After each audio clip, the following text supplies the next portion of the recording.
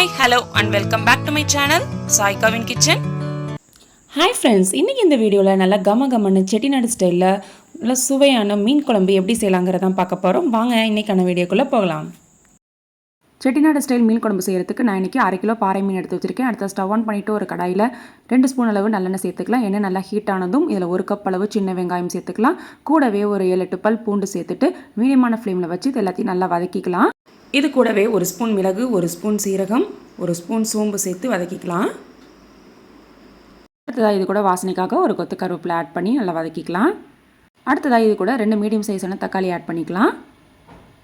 வெங்காயம் தக்காளி நல்லா இந்த அளவு வதங்கினதுக்கப்புறமா இது கூட ஒரு 1/2 ஸ்பூன் அளவு மஞ்சத்தூள், 1 ஸ்பூன் தனி மிளகாய்த்தூள், 1 ஸ்பூன் காஷ்மீரி மிளகாய்த்தூள், கூடவே ஒரு 1/2 ஸ்பூன் அளவு தனியாத்தூள் ஆட் பண்ணிக்கலாம்.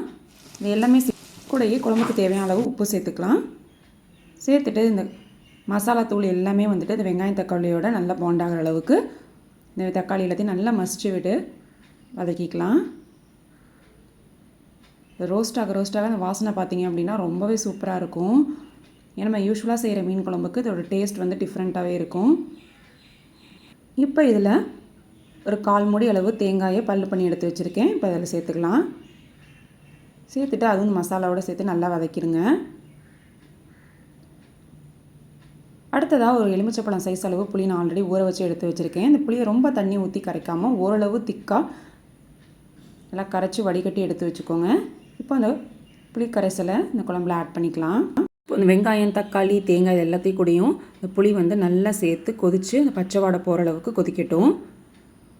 நல்லா பாருங்கள், முன்னைக்கு நம்ம புளி சேர்த்ததுக்கு இப்போ இது இவ்வளோலாம் சேர்ந்து நல்லா வெந்து ஓரளவு திக்காய் வந்திருக்கு. இப்போ இந்தளவு நல்லா இதை ஆற வச்சிடணும். ஆறினதுக்கப்புறமா ஒரு மிக்ஸி ஜாரில் சேர்த்துக்கலாம். சேர்த்துட்டு கொஞ்சமாக தண்ணி சேர்த்து நல்லா பேஸ்ட்டாக அரைச்சி எடுத்துகிட்டு வந்துடுங்க. அடுத்ததாக அதே கடாயில் 2 ஸ்பூன் அளவு நல்லெண்ணெய் சேர்த்துக்கோங்க. எண்ணெய் நல்லா ஹீட் ஆனதுக்கப்புறம் இதில் 1/2 ஸ்பூன் கடுகு, 1/2 ஸ்பூன் வெந்தயம், கூடவே வாசனைக்காக கொஞ்சம் கருவேப்பிலை, ஒரு காஞ்ச மிளகாய் ஆட் பண்ணிக்கலாம். அடுத்ததாக இது கூட பொடியாக கட் பண்ண பெரிய வெங்காயம் ஒரு பாதி சேர்த்துக்கலாம். அதேமாதிரி 4-5 பல் பூண்டு அண்ட் சின்ன துண்டு இஞ்சியை நல்லா பொடிசாக கட் பண்ணி வச்சுருக்கேன். அதையும் இது கூட சேர்த்துட்டு நல்லா போட்டு வதக்கிக்கலாம். இப்போ நல்லா வதங்கினதுக்கப்புறமா இது கூட நம்ம அரைச்சி எடுத்து வச்சுருக்க அந்த வெங்காயம் தக்காளி மசாலா விழுதுகளை சேர்த்து நல்லா அந்த எண்ணெயிலேயே வந்து நல்லா வதக்கிக்கலாம். ஓரளவு வந்து மசாலா சேர்த்து நல்லா வதங்கினதுக்கப்புறமா தேவையான அளவு தண்ணி சேர்த்துக்கலாம். குழம்புக்கு தேவையான அளவு உப்பு சேர்த்துட்டு நல்லா கலந்து விட்டுருங்க. இப்போ குழம்பு இந்தளவு நல்லா கொதி வந்ததுக்கப்புறமா நம்ம க்ளீன் பண்ணி எடுத்து வச்சுருக்க மீன் துண்டுகளை அதில் சேர்த்துக்கலாம். மீன் சேர்த்ததுக்கப்புறம் 3-4 நிமிஷம் மீடியமான ஃப்ளேமில் வச்சு நல்லா கொதி விடுங்க. மீன் நல்லா வெந்ததுக்கப்புறமா ஸ்டவ் ஆஃப் பண்ணிடலாம். நல்லா தகதகன்னு தேன் மாதிரி சூப்பரான சுவையில் நம்ம செட்டிநாடு ஸ்டைல் மீன் குழம்பு இப்போ ரெடி ஆகிடுச்சு. நம்ம ஹோட்டலில் சாப்பிட்ற செட்டிநாடு ஸ்டைல் ஃபிஷ் கறி மாதிரியே இருக்கும். ரொம்பவே சிம்பிளான மெத்தட் தான். நம்ம எப்போதும் செய்கிற மீன் குழம்புக்கு நல்ல ஒரு ஆல்டர்னேட்டிவாக இருக்கும். ஒரு கரண்டி குழம்பு இருந்தால் போதும். ஒரு தட்டு சாதம் அசால்ட்டாக காலியாகும், ஒரு பருக்க கூட மிஞ்சாது.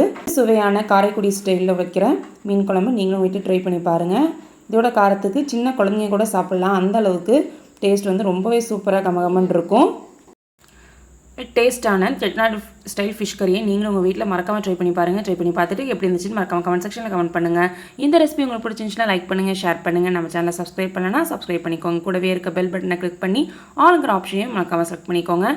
வேறு ஒரு சூப்பரான ரெசிபியோட உங்களை மீட் பண்ணுறேன். until then take care, bye.